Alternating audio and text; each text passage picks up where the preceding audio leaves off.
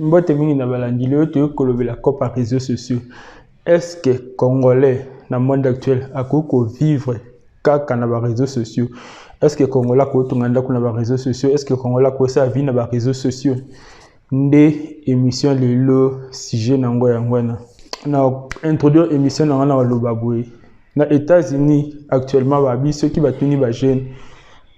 o bazokola mikolo yo na avenir no yo tango koma mukolo ozana posa koma nini bato bile ba jeune bile ba pesa réponse que posa na bango ezaba koma ba youtubeur posa na bango ezaba koma ba youtubeur donc basa la carrière na YouTube.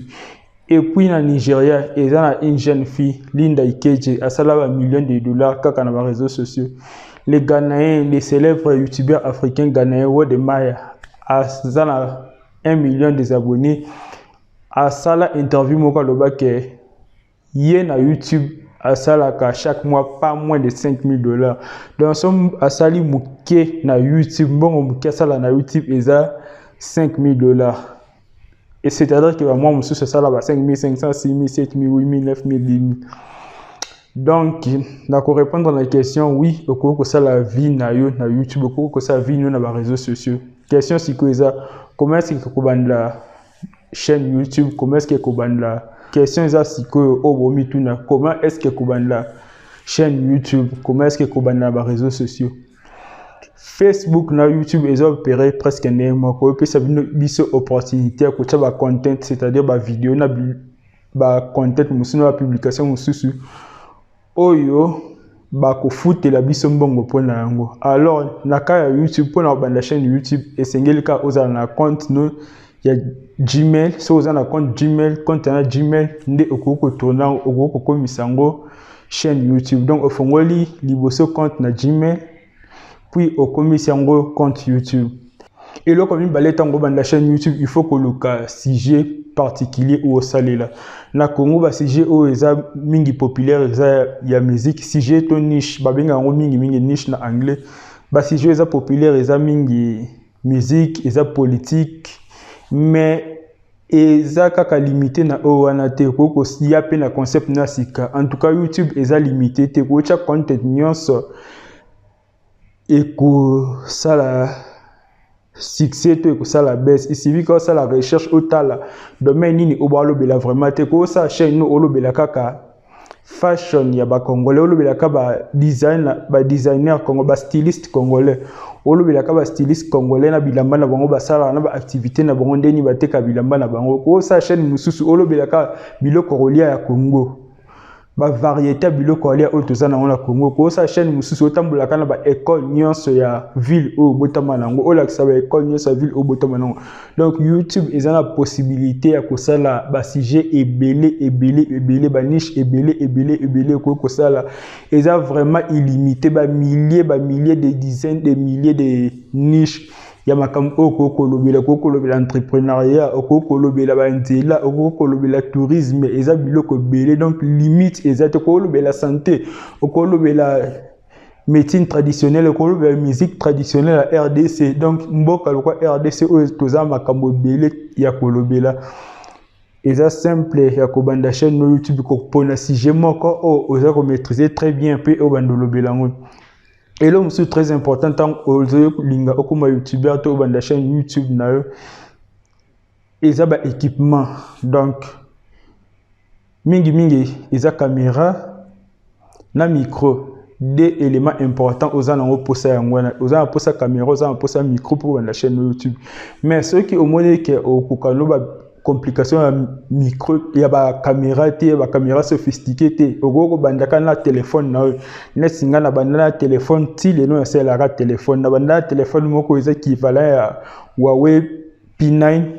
P9 le no ya komi na Huawei P40 na za possibilité de ba caméra mais pour le moment na bina se focaliser na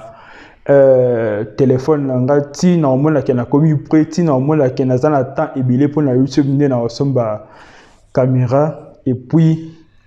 caméra où est sophistiqué et puis on a continué la chaîne YouTube et là comme c'est important il faut que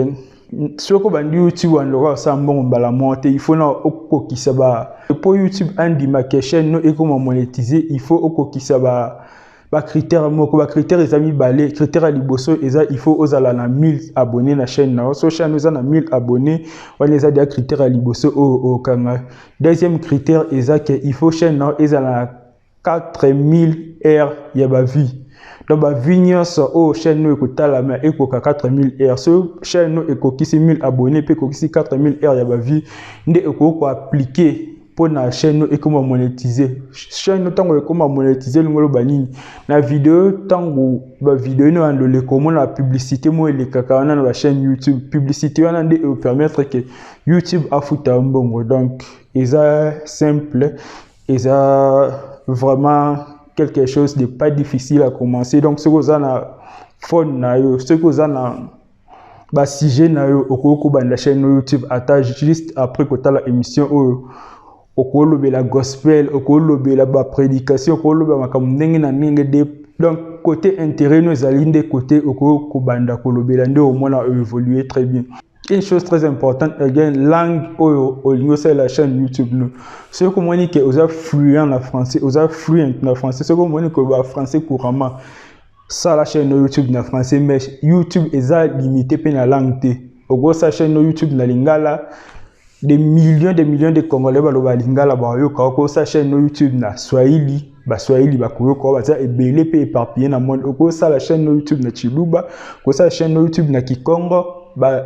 nyonso na audience ezali Congo eza pays moko déjà plus de 80 millions d'habitants so ata na 80 millions d'habitants on a 20 millions de Congolais bazana accès na internet o bazana mboka o pe bazana diaspora ba yoka yo message no e koma na ba extrémité à monde donc c'est forcé te au kendo bando ko la langue moko bando ko c'est forcé na français to na langue moko embryo c'est focalisé na langue o ebi très bien o maîtriser très bien c'est focalisé na ba sujet oyo ozo maîtriser très bien puis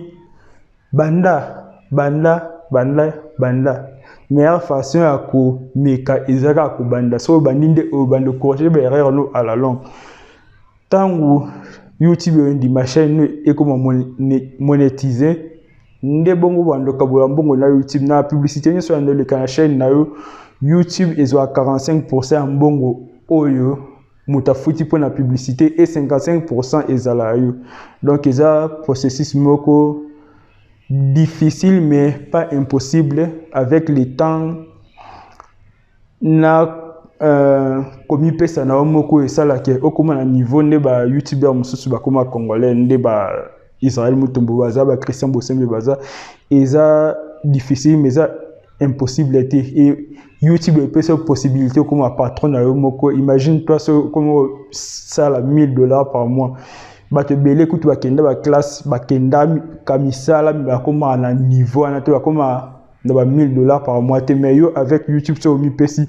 et ça très facile de ça 1000 2000 pourquoi pas 3000 4000 5000 $ par mois donc c'est simple ba jeune congolais bo fongola mi si bo mi pesa na musala bo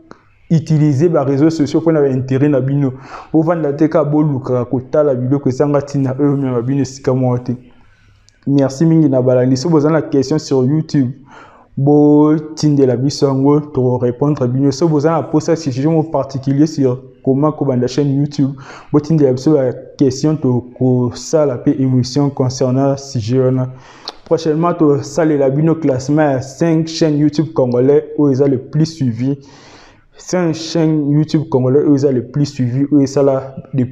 ba plus de vues non ça la ba chaîne ya ba musicien te ya ba individu non ça la ba chaîne ba musicien te mais ça la 5 chaînes YouTube longola ba musicien où ils ont le plus suivi p na pe sabino combien ba ça la à peu près par mois. Merci mingi na bolandi nde to mona na mikolo ya